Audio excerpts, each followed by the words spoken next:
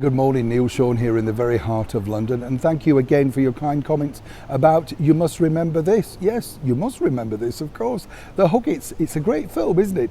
What I find about that one in particular, and I like Holiday Camp as well from 1947, it really did sort of show an England that a lot of people remember, and a lot of people wish would return, of course. Polite manners, people dressing correctly, and just basically, all-round niceness to people. Yes, we look back at nostalgia, as I've said many times here on the show, through rose-tinted specs and all that sort of stuff. But when you think about it, people did treat people a lot nicer. They were a lot more sort of formal, weren't they? Everybody was Mr., Miss, and so much respect. And didn't they dress a lot better? That's right, of course they did. I love the fact when people made an effort, just to look good at whatever they're doing. Now, this particular sort of episode, I wanted to share with you something very close to my heart. And I do hope that you will enjoy this because, as I say, it's one that I truly enjoyed making.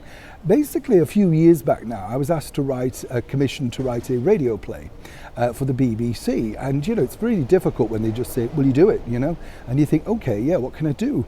Anyway, I was talking to my wonderful dad, and he basically told me a lovely story about his time going to visit his local Empire Theatre. And the thing with the Empire Theatre at that period was it closed down, rather abruptly during the 1950s simply because they ran out of money. But Dad loved going every week, and he got to know a lot of the staff and the orchestra people, the stage door. That was, I guess, the ignition for his own showbiz career and possibly what lights mine now, You keep moving forward, don't you? So I sat down and wrote a story based on what he told me about a lady who was basically been there at the theatre all of her life, including her mother too. And she ended up being the very final person there to turn off the lights. And it's a strange thing, isn't it, when you think about it, because we've all had jobs like that where you'll never get that moment again. You kind of wandered around the empty rooms and you can hear voices of people gone past and you're looking and thinking, did it all truly happen here? Well, it did. And that's how Queen of the Empire, a short radio play, was written. And I was happy to say it was very well received, and I was asked to do more, but as ever, things engulf you within other jobs. So I wanted to share it with you today because in this particular period of mourning that we have, it's an uplifting story, but it's one, of course, that reminds people that time goes on, life moves on, and whatever you're doing, you can't stop it. I think also, when you think about the lady in question that, the sort of radio play's about, as I say, she's a cleaner at the theatre. She's met all the biggest stars in the world who've come to that small theatre. And she can't quite believe it that she was dubbed, if you like, the Queen of the Empire by so many major stars. And that truly was her story. And more importantly, I was thrilled to share it with so many people the first time around. So forgive the indulgence of myself for once. Oh gosh, don't be kind. But the bottom line is, do sit back, grab a Horlicks, a couple of jammy Dodgers or whatever takes your fancy, and enjoy this radio play, Queen of the Empire. And as ever, let me know what you think to it in the comments below. Neil Sean in the very heart of London.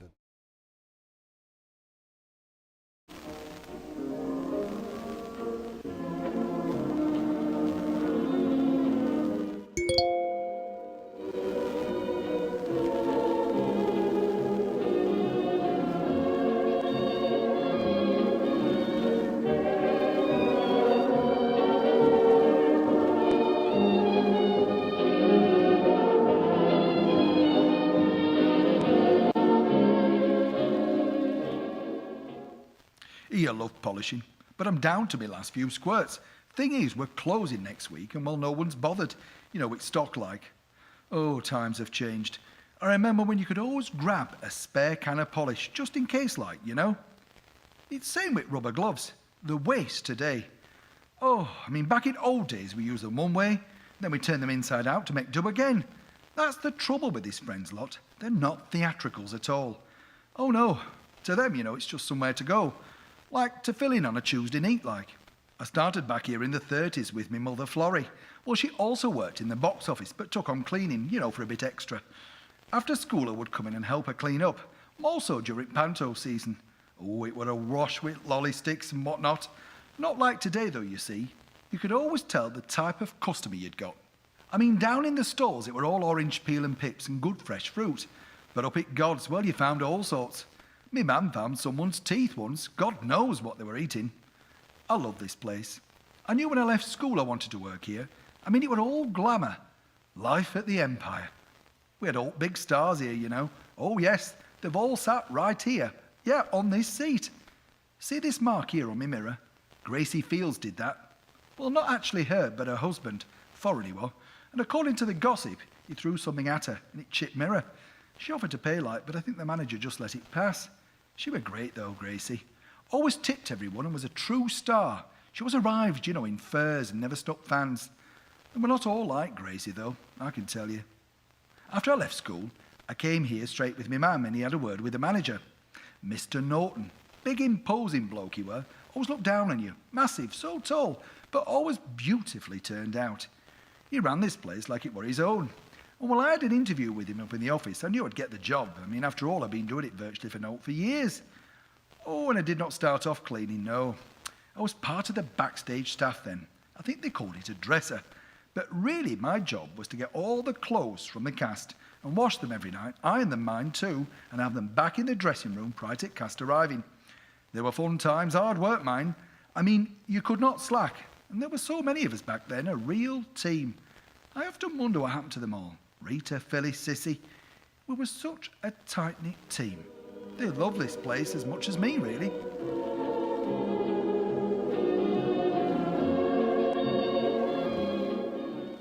Look at this picture. Danny Kaye. He used to tell me when he came here I made the best tea in England. I liked him. He was a real star. He was just after war when he came over and he'd been in all them films. We tended not to get that many Hollywood stars here at the time. They tended to go down to Palace. Well, that were our rival, but I much preferred it here at the Empire. Anyhow, after Danny, we got 'em all. He was a card, though, I remember. He swapped places with me mum at box office once, and people were coming in to book tickets to see him. And he'd make awful comments about himself, and some of the people, you know, they never noticed they were being served by the one and only Danny Kaye himself. We all found that really funny, like. This dressing room here is the star dressing room. Everybody you can imagine has sat in this room and more besides. Mae West, Judy Garland, Marlene Dietrich. Oh, yes. We were all worried about her, really, being German and stuff. Plus, the war was still, you know, in many people's minds around here. But she did great business for us. Mr. Norton, our manager, he even gave her a mug that he'd had specially made. I think he was a bit smitten myself. Mae West, though, what a lady. She was getting on a bit when she got here, and she'd never let anyone get that close to her. I think she knew she was knocking on a bit and requested that the first 6 rows of the stalls be taken out so that people couldn't see her so clearly.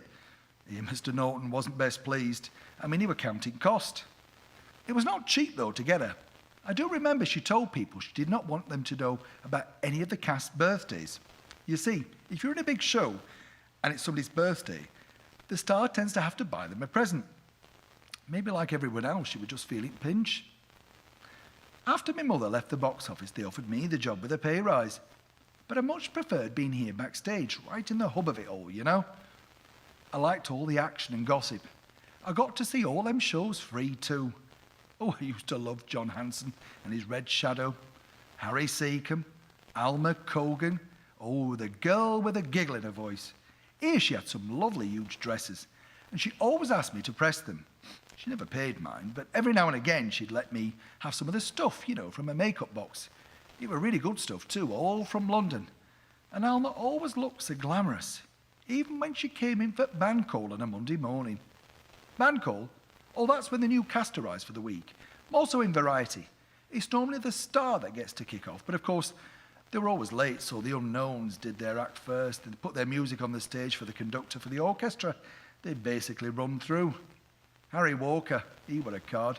He was our orchestra conductor. Bit of a stickler for time, though, and stuff. His other job was working as a foreman at Knight's Mill. Sometimes he came straight from his job too, but always looked immaculate in his tux. He often used to eat his snap in the pit while Bally were on. He never bothered to conduct that for some reason. I think it started to go wrong here, really, when they brought in them strippers. They let Mr. Norton go, and, oh, he didn't take it well at all. After all, he'd been here man and boy, but bosses in London kept asking for cuts, and anyhow, we had to make changes. I even had to branch out into other areas. After doing the dressing and stuff, I was put on ices. Then we all had to clean up at the end of the show every night. It got so bad that I often walked home, sometimes missing my last tram. Strippers, that's who I blame. They were nice enough and that, yeah. I mean, I get it. They were just like us all, trying to make a living, really. But it's not art, is it, just taking your clothes off? I remember one lass. She came in and she was billed as the most beautiful woman in the world. Well, lovely as she was, she were no Rita Hayworth. She often got booed.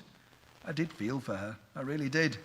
Another idea they tried here at the Empire, Le Continental. Kind of like they had tables and chairs, you know, and put a bit of cabaret on. Seemed a good idea, but not that much of a good idea when you got Mickey's Fish Bar next door, wafted in his smell of gravy and mushy pies. Hardly continental, is it? We battled on, though.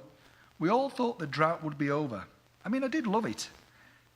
We got some of them new rock and roll stars. Tommy Steele, he were a lovely bloke. All teeth and a real cockney, too. I felt for him, though, because as he went on, people just screamed and screamed, so no one could actually hear what he did. After him, it were more like a pop concert than a theatre. Marty Wilde, Cliff Richard, he were a lovely man. So shy and nothing like his stage persona at all. Of course, well, I like the pop stars coming. That's when we lost our long-standing trade. You see, they just got fed up with all the screaming all the time. It were a sad day when we had to shut the gods. Mr. Norton would never have allowed it, but the council that owned the theatre. Well, health and safety stepped in and claimed it weren't safe. Plus, we had a huge hole in the roof. So when it rained, it were a bit upsetting for those sat up there, I suppose. But it did seem to me to be the beginning of the end. I mean, how hard would it have been just to patch up the roof? Then the hole got bigger all the time, to the point you could see right outside, and birds would start to get in, which played havoc for cleaners. Well, bird muck, you know, is hard to shift off red seating. As I say, we close next week unless a miracle happens. But even though we've had a few here, I can't see it happening again. We're owned now by a trust, I ask you. It's a bunch of friends who fought to keep the place open. And fair dues to them, but they're not theatre people. It's just a night out for them. I saw one lady who comes in quite a bit. She thinks she's somebody like, you know, because she waits on at local surgery during the day. She always comes straight from work in a nurse's uniform. She's not a nurse, though. Well, she suggests a coffee morning and maybe an art exhibition, as her daughter Miriam has come back from university and thinks displaying her fun with fabric work will bring people in. I ask you, I wonder what the likes of Al Reid and Tommy Trinder and Rob Wilton have to say about that. No, sadly, I think it's the end of the road for us. Miss it? Well, of course, but life goes on, right? I've had a word with Marlene, who works at the local co-op, and she's put in a word for me there. Cleaning? Yes. It's just part-time, though. She tells me it's a great place to work, and they get first refusal on alt reductions every night, too.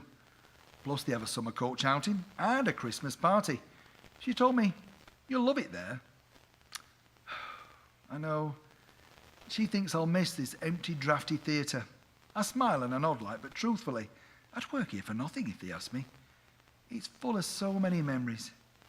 Every time I walk past the old box office, which is now boarded up because you get tickets from your machine now, I can still see my mum's face. I do miss her.